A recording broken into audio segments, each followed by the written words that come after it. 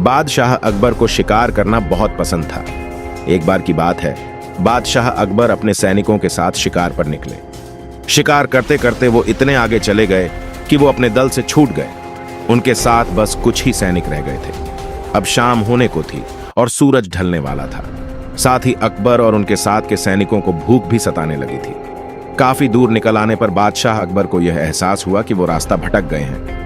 वहां आसपास कोई नजर भी नहीं आ रहा था जिससे रास्ते के बारे में पूछा जा सकता था। थोड़ी दूर और चलने पर उन्हें एक तिराहा नजर आया। बादशाह को यह देखकर थोड़ी खुशी हुई कि चलो, इनमें से कोई ना कोई रास्ता राजधानी तक तो जाता ही होगा। लेकिन सभी इसी उलझन में थे कि किस रास्ते पर चला जाए। तभी सैनिकों की नजर सड़क किनारे खड़े एक छोटे से लड़के पर पड़ी। वह लड़का बड़ी हैरानी से महाराज के घोड़े और सैनिकों के हथियारों को देख रहा था।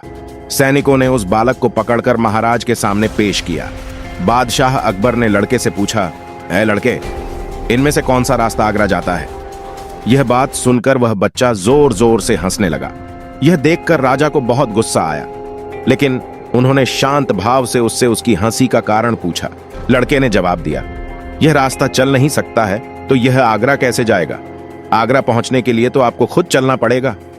महाराज उस लड़के की सूझबूझ को देखकर चकित रह गए। उन्होंने प्रसन्न होकर उस बच्चे का नाम पूछा।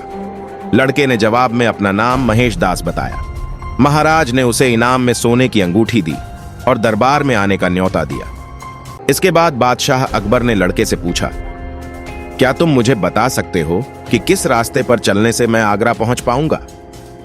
लड़के ने बड़ी ही शालीनता से सही रास्ता बताया और महाराज अपने सैनिकों के साथ आगरा की ओर चल पड़े।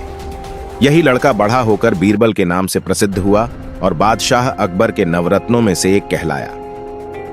कहानी से सीख।